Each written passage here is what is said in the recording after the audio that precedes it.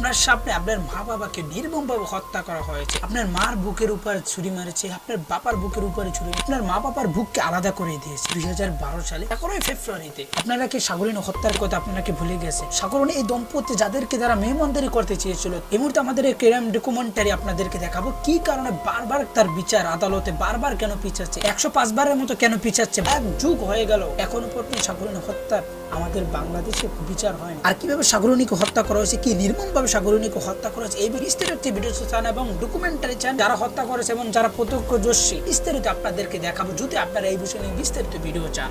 সাংবাদিক দম্পতি সাগর সরোয়ার মেহরুন্ডুন হত্যাকাণ্ডের এক যুগ পূর্ণ হয়েছে। এত বছর হলো বহুল আলোচিত সেই হত্যাকাণ্ডের কারণ জানাতে পারেনি আইন শৃঙ্খলা রক্ষাকারী বাহিনী। 5 বছর আগের আদালতে জমা দেওয়ার অগ্রগতি প্রতিবেদনে র্যাব বলেছেন ঘটনাস্থলে দুজন অজ্ঞাত পুরুষের ডিএনএ নমুনা পাওয়া গিয়েছে, তবে এখনো পর্যন্ত সেই দুজনকে খুঁজে বের করা সম্ভব হয়। এই মামলার তদন্তে প্রতিবেদন এখনো পর্যন্ত আদালতে জমা দেওয়ার তারিখ পিছানো হয়েছে 105 বার। 2012 সালে 11 ফেব্রুয়ারি রাজধানীর চিম রাজাবাজারের ভারবাসায় খুন হন সাংবাদিক দম্পতি সাগর অরুণ। সে সময় সাগর বেসরকারি টেলিভিশন মাছরাঙা টেলিভিশনে চাকরি করত এবং মেহরুন্ডুন এটিএন বাংলা নিউজ চ্যানেলে কর্মরত ছিল। খুনের ঘটনার পর তৎকালীন স্বরাষ্ট্রমন্ত্রী সারা খাতুন বলেছেন 48 ঘন্টার ভিতরে খুনিদেরকে গ্রেফতার করা হয়। খুনের 2 দিন পর পুলিশের তৎকালীন মহাপরিদর্শক আইজিপি হাসান মাহমুদ খন্দকার বলেছেন তদন্তে ইতিবাচক অগ্রগতি হয়েছে। এদিকে কয়েকদিন আগে 5 ফেব্রুয়ারি আইনমন্ত্রী আনিসুল হক জাতীয় সংসদে বলেছেন একটা জিনিস আমাদের লক্ষ্য করতে হবে, যারা তদন্ত করেন তারা যতক্ষণ পর্যন্ত হত্যাকাণ্ডের ওই রহস্য জানতে না পারবে ততক্ষণ পর্যন্ত তদন্ত শেষ করা সমান ছিল।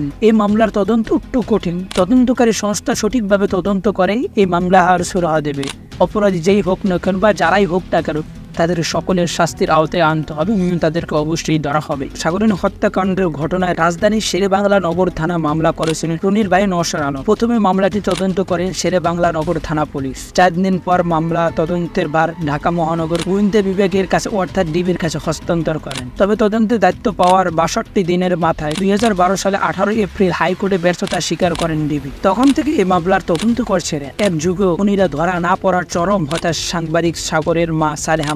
আমি প্রতিজ্ঞা করেছিলাম যতদিন সাগরিনী হত্যার প্রকৃতির খুনিরা ধরা না পড়বে ততদিন পর্যন্ত আমি তাদের কবর দেখতে যাব না, কিন্তু আমি বোধহয় সেই প্রতিজ্ঞা আমি রাখতে পারবো না। তিনি বলেন আমার বয়স 73 বছর চলছে, প্রায় আমি অসুস্থ থাকি, কখন কি হয়ে যায় আমি জানি, তাই ভাবছি শীঘ্রই সাগরিনীর কবর জিয়ারত করতে যাব। সাগরের মা আরো আক্ষেপ করে বলেন অনেক খুনের মামলার জট খুলেছে সিআইডি, পিবিআই এবং র্যাব। আমি বিশ্বাস করি খুনিরা যেখানেই পালাই থাক না কেন আইন শৃঙ্খলা রক্ষাকারী বাহিনী চাইলে সেটিকে বের করতে পারে, কিন্তু কোনো অদৃশ্যের কারণে র্যাব সাগরিনী খুনিদেরকে ধরতে পারছে না, সেটা আমার বোধগম্য। বিচার না দেখে 2 বছর আগে মারা গিয়েছে রুনির মা নুরুন নাহার মির্জা। এই সময় ওই সাংবাদিক দম্পতির ছেলে মাহির 4.5 বছর বয়স ছিল। এখন সে ইংরেজির মাধ্যমে ও লেভেল পড়ছে। 2018 সালে 15 মার্চ র্যাবের পক্ষ থেকে ঢাকার চিফ মেট্রোপলিটন ম্যাজিস্ট্রেট আদালতের সর্বশেষ অগ্রগতি প্রতিবেদন জমা দেওয়া হয়েছে। ওই প্রতিবেদনে বলা হয় ঘটনার একমাত্র প্রত্যক্ষদর্শী মাহিরের জবানবন্দি রেকর্ড করা হয়েছে। ঘটনা জড়িত থাকার অভিযুক্তের গ্রেফতার করা হয়েছে 8 জন। র্যাব আরো জানিয়েছে তখন ঘটনাস্থল থেকে পাওয়া ডিএনএ নমুনা পাঠানো হয়েছে যুক্তরাষ্ট্রের ফরেনসিক ল্যাবে। ডিএনএর প্রতিবেদনে ঘটনাস্থল থেকে অজ্ঞাত 2 জন পুরুষের উপস্থিতির প্রমাণ পাওয়া গিয়েছে, তাদেরকে খুঁজে বের করার চেষ্টা চলছে। অবশ্য বিগত 5 বছরের ভিতরে র্যাবের পক্ষ থেকে খুনের কারণ সম্পর্কে আদালতে কোনো ধরনের তথ্য জমা দেওয়া হয়নি। তদন্তের সর্বশেষ অবস্থা জানতে চাই র্যাবের আইন ও গণমাধ্যম শাখার পরিচালক খন্দকার আলময় কয়েকদিন আগে সাংবাদিককে জানিয়েছেন সাংবাদিক সাগরিনী খুনিদেরকে শনাক্ত করার জন্য সব ধরনের চেষ্টা চলছে। ঘটনাস্থল থেকে ডিএনএ নমুনা পাওয়া অজ্ঞাত 2 জন পুরুষকে খোঁজ করার চেষ্টা চলছে। প্রকৃত খুনিদেরকে বিচার আওতায় আনা। আদালতের সংশ্লিষ্ট সূত্র জানিয়েছেন যে 8 জন গ্রেফতার হয়েছে, তাদের মধ্যে 5 জন অন্য আরেকটি খুনের আশা। তাদের বিরুদ্ধে চুরি ও ডাকাতির অভিযোগ রয়েছে, তারা এখনো কারাগারে আছে। বাকি 3 জনের একজন রুনির পূর্ব পরিচিত তারবির আহমেদ, যিনি জামিনে রয়েছে। ভাড়াবাসাটির নিরাপত্তা রক্ষী এনামুল হক কারাগারে, পলাশ রুদ্রপাল জামিনে রয়েছে।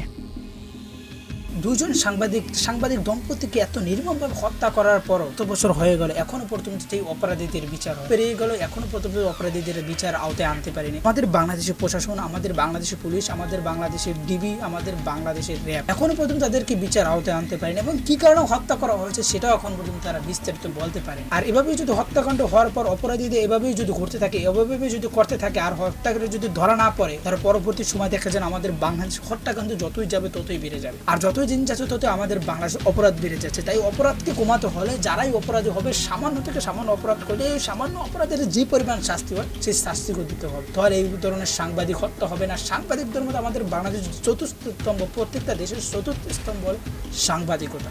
এই সাংবাদিকতা যারা সাংবাদিকতা করছে তাদেরকে কীভাবে নির্মমভাবে হত্যা করেছে। এভাবে হত্যাকর্ম চলতে থাকলে ভবিষ্যতে দেখা যাবে আমাদের বাংলাদেশে এর পক্ষে সত্যের পক্ষে কথা বলার কোনো মানুষ থাকবে না।